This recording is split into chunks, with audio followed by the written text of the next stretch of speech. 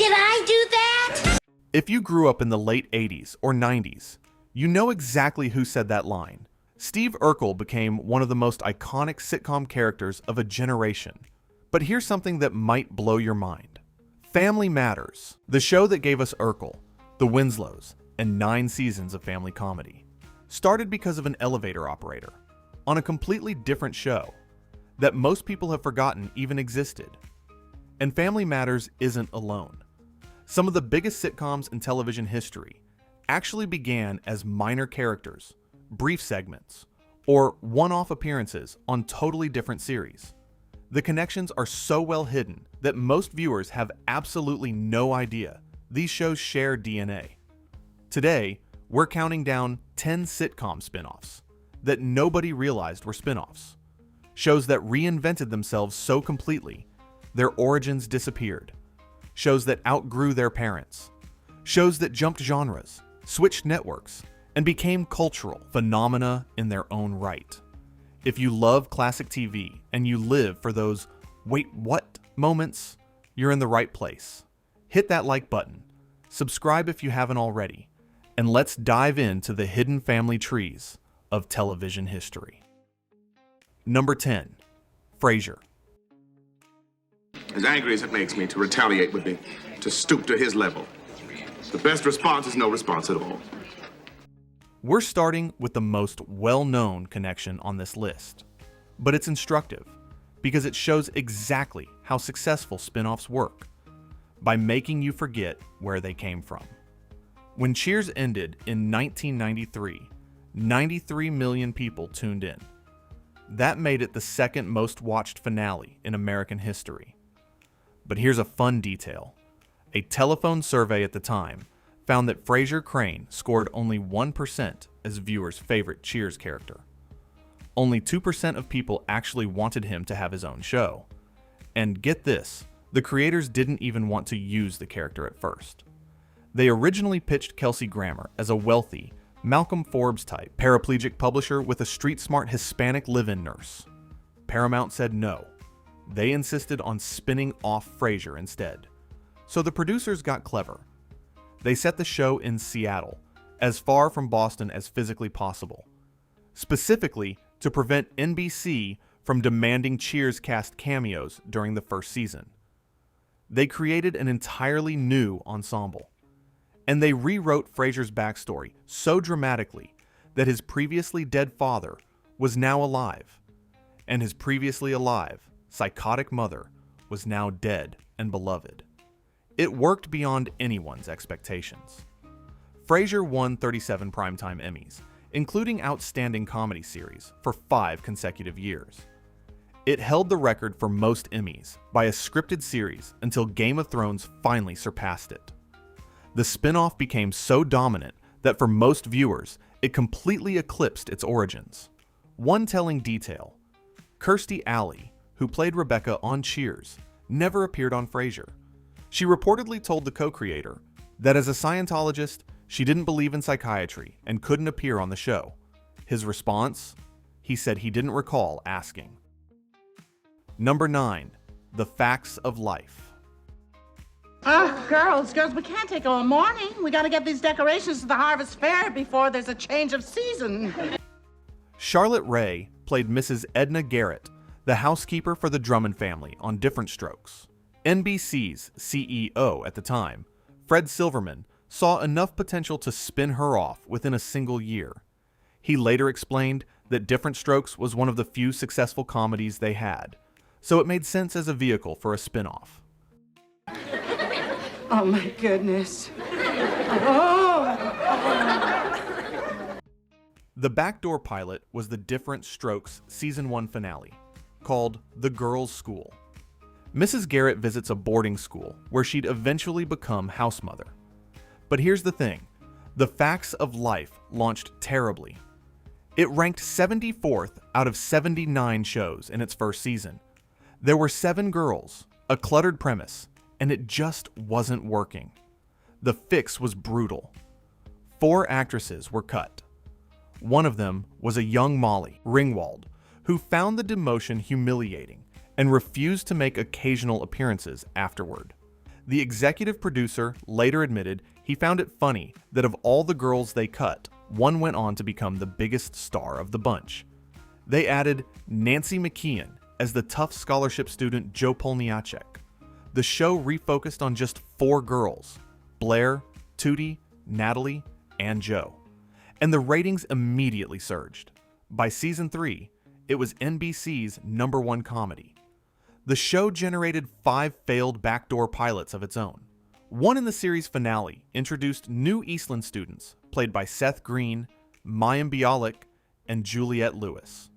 None of those spin-offs got picked up. Oh, and George Clooney joined the cast in season 7 as a handyman, before achieving slightly more fame elsewhere. Number 8. Lou Grant.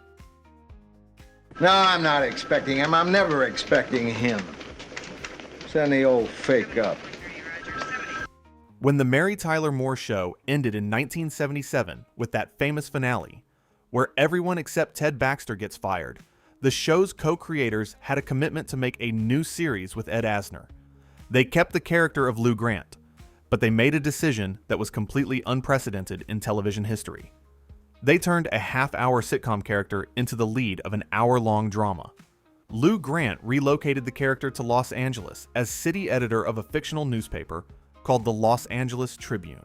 The show tackled nuclear proliferation, mental illness, gay rights, domestic violence, journalism ethics, a radical departure from the WJM-TV newsroom comedy.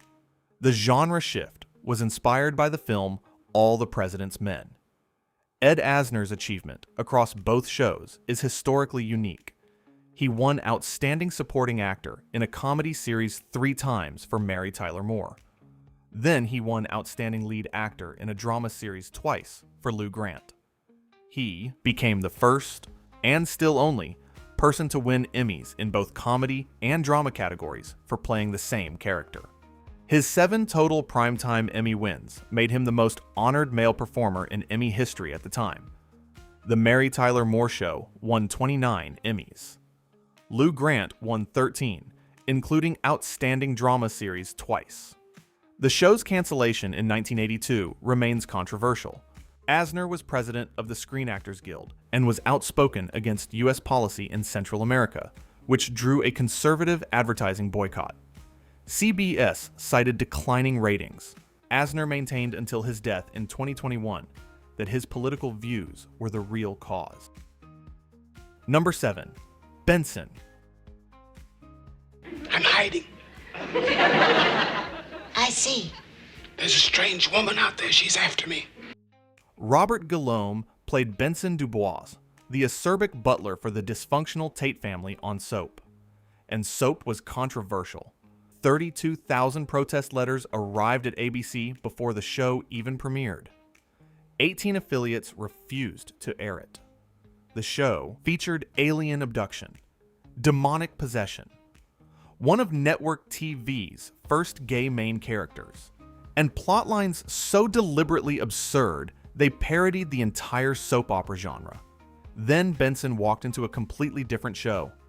The spin-off transplanted the character to the mansion of a newly elected governor, established as a cousin of Jessica Tate from Soap. The tone shifted entirely. Gone was the serialized absurdist satire. In came a conventional, family-friendly workplace sitcom. But here's what makes Benson special. The character evolved. He went from butler to head of household affairs, then budget director, then lieutenant governor, then actual gubernatorial candidate. The series finale famously had Benson running against the governor for his job, and the winner was never revealed. Guillaume made Emmy history across both shows. He won Outstanding Supporting Actor in a comedy series in 1979 for Soap. Then Outstanding Lead Actor in a comedy series in 1985 for Benson. He became the first African American to win either category. He initially had reservations about playing a butler. He worried it wasn't the greatest career move, but he'd been in the business for 17 or 18 years without much happening, so he figured he'd better get on the train. Here's a random connection for you. Jerry Seinfeld had a small recurring role on Benson in 1980 as a delivery boy, before being let go due to creative differences. Number 6. A Diff'rent World. Explain yourself, Dwight. I will, if he will. Yeah, let's start with this. A Diff'rent World launched as a vehicle for Lisa Bonet's Denise Huxtable, attending Hillman College, her parents' alma mater from The Cosby Show. Bill Cosby, Felicia Rashad, and other Huxtable family members appeared in Season 1. The show aired sandwiched between The Cosby Show and Cheers on NBC's dominant Thursday lineup. Then, everything changed. During the summer of 1988, Bonet announced her pregnancy. Debbie Allen, a Howard University alumna and Rashad's real-life sister, advocated for a pregnant student storyline, but the decision came down that Lisa Bonet could be pregnant, but Denise Huxtable couldn't be. Bonet departed. Allen was elevated to creative control and systematically reinvented the show. She instituted yearly trips to Atlanta, where writers visited Clark Atlanta, Morehouse, and Spelman to generate authentic storylines. The show transformed from what critics called a bland Cosby spinoff into a lively, socially responsible ensemble comedy. The ratings were extraordinary. A Diff'rent World debuted at number 2 in all of television, an almost unheard of debut for a spinoff. It remained in the top 5 for 4 consecutive seasons. Under Allen's leadership, the show tackled AIDS, apartheid, domestic violence, the LA riots, and police brutality. And here's the real impact. According to the National Center for Education Statistics, HBCU enrollment increased more than 25% between 1976 and 1994. Nearly all of that increase coincided with the show's run. Cast members have said that not a day goes by where someone doesn't tell them they went to an HBCU because of A Diff'rent World. Netflix ordered a sequel series pilot in August 2024, following Whitley and Dwayne's daughter at Hillman. Number 5. Mork and Mindy. Think you'll fit in there, Mork? You're too kind, sir. What is the name of this hellhole you're sending me to? Earth. Robin Williams' breakout role as Mork from Ork didn't originate in Mork and Mindy. It came from a Happy Days episode so bizarre that most of the cast thought the script was terrible. The story begins with producer Gary Marshall's young son, who asked after seeing Star Wars why Happy Days couldn't have an alien. Marshall pitched it. His writing team was unimpressed. One cast member called it the worst Happy Days script he'd ever read. The episode was originally framed as Richie Cunningham's dream, a safety valve in case the alien concept bombed. The casting of Mork was accidental magic. The original actor abruptly quit. When Robin Williams auditioned, he was asked to take a seat, so he sat on the chair upside down, on his head. Marshall cast him immediately, saying Williams was the only alien to audition. Henry Winkler later said that when Robin Williams opened his mind and his mouth, you forgot where you were. A BC executive signed Williams to a development deal 4 days after the episode aired. When the character proved popular, they filmed a new ending for syndication. It replaced the dream resolution with Mork erasing everyone's memories and receiving orders to travel to 1978 Earth. That ending directly launched the spin-off. Mork and Mindy debuted at number 3 in the Nielsen's, higher than Happy Days at number 4. A rare spin-off that immediately outrated its parent. Scripts were famously shorter than typical sitcoms. They included notes that just read, "Robin will do something here," to accommodate his improvisation. One writer pushed back sarcastically, saying they were up until 4 in the morning, writing Robin's ad-libs. Happy Days ultimately spawned 7 spin-offs, making it television's most prolific parent show. Number 4. Empty Nest. All right. Done with the paper, done with the coffee, and you know what that means, Dreyfus. Here's a wild fact. Empty Nest was a top 10 Nielsen hit for 3 consecutive seasons. And A 1990 Los Angeles Times article was literally titled, "Empty Nest, TV's Unknown Hit." The show starred Richard Mulligan as Dr. Harry Weston, a widowed Miami pediatrician who happened to live next door to Blanche, Dorothy, Rose, and Sophia on The Golden Girls. The origin story involves one of television's most dramatic retoolings. The original backdoor pilot was Empty Nests, the season 2 finale of The Golden Girls. It starred Rita Moreno and Paul Dooley as a married couple struggling with empty nest syndrome. It was, by all accounts, terrible. Rita Moreno later called it a very, very bad show. She explained that creator Susan Harris fell ill during production, and the character kept changing every day. By the time they performed in front of an audience, Moreno couldn't even remember her first line, so they rebuilt the show completely. New cast, new characters, new premise. The only elements carried over were the doctor profession, the physical set, and one annoying neighbor character. The result was a massive hit. Season 1 debuted at number 9. By season 3, it ranked number 7, higher than The Golden Girls itself. One episode drew 31.4 million viewers, the highest rated NBC Saturday night broadcast in decades. Richard Mulligan won both the Emmy and Golden Globe for Outstanding Lead Actor in a Comedy Series in 1989. That made him the only person to win that Emmy for 2 different shows, Soap and Empty Nest. The connection is forgotten because the retooling was so complete, it erased the origin. An Empty Nest has been virtually impossible to watch since going off the air. No DVD release has ever been issued. It's not on any major streaming platform. Number 3. Trapper John, MD. Left pneumothorax, under your chest tube, and he's bleeding into his belly. Trapper John, MD centered on an older version of Trapper John McIntyre, the character from the MASH franchise, now working as chief of surgery at a San Francisco hospital, 28 years after Korea. But here's where it gets fascinating. The actor playing him was neither Elliot Gould from the 1970 movie, nor Wayne Rogers from the TV series. It was Pernell Roberts, the former Bonanza star, who played the character for more than twice as long as Rogers had. When the MASH TV producers learned about the spin-off, they reportedly filed suit claiming royalties. But the Trapper John producers successfully argued that their show was based only on the 1970 film and Richard Hooker's original novel, not the TV series. The MASH TV producers received nothing. The irony is delicious.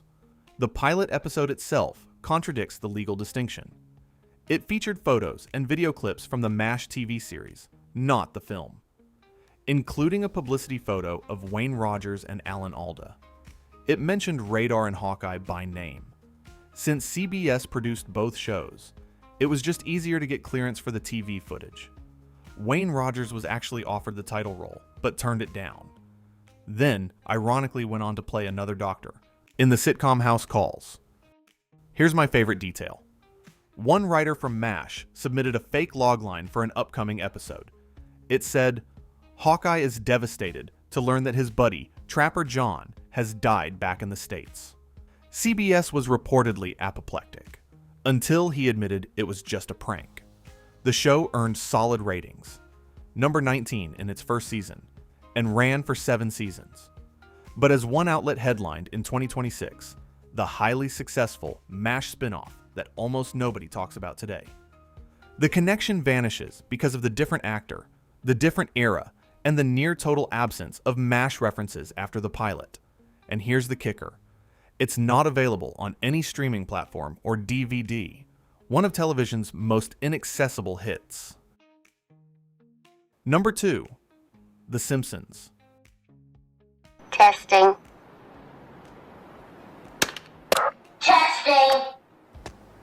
Most viewers under 40 have no idea that The Simpsons, the longest-running scripted primetime series in history, with over 36 seasons and 800 episodes, started as rough, 30-second animated segments, wedged between sketches, on a Fox variety show that most people have never seen.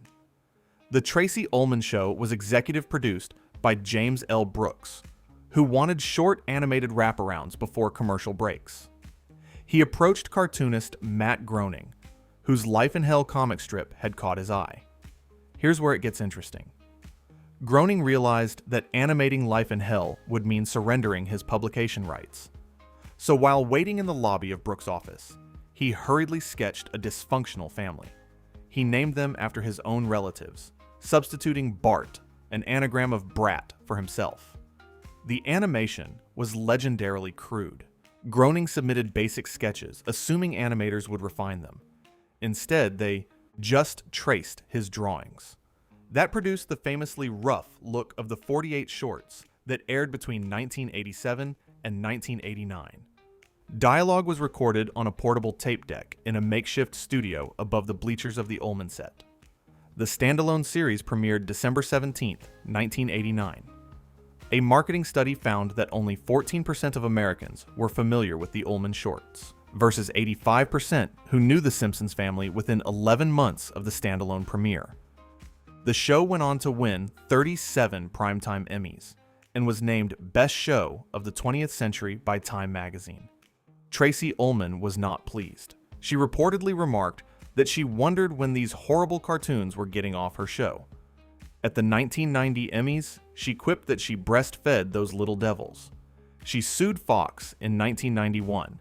She claimed she was entitled to 5 to 10% of net receipts from Simpsons merchandising, which generated approximately $750 million in 1990 alone. A jury deliberated less than 5 hours before rejecting her claim. The BBC, when airing The Ullman Show in the UK, simply edited the Simpsons shorts out. They declared that those weird little animated characters would never catch on. Number 1. Family Matters.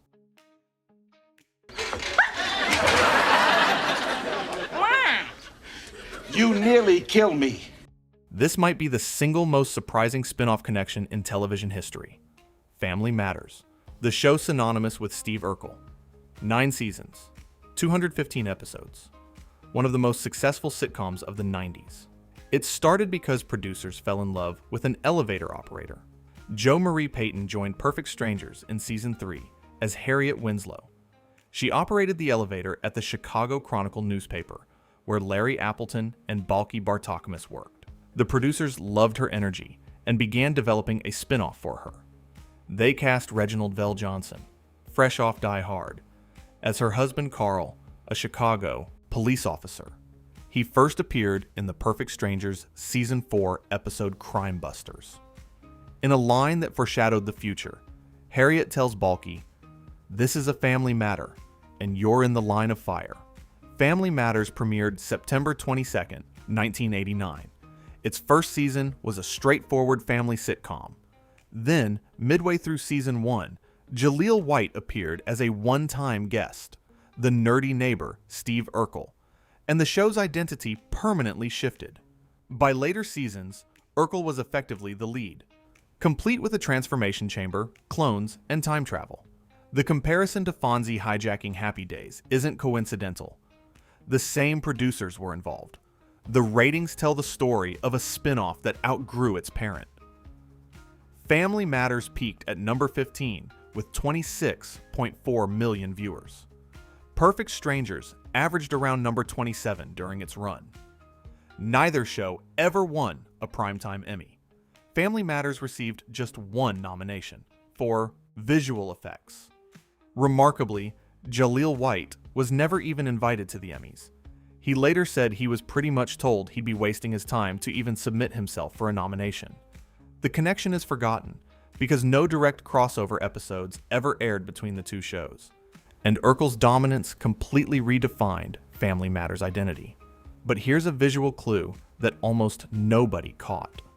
The opening credits of Family Matters' first 3 seasons showed the Winslow family bicycling over the Irv Kupchinet Bridge, filmed from the same vantage point as The Perfect Strangers opening sequence.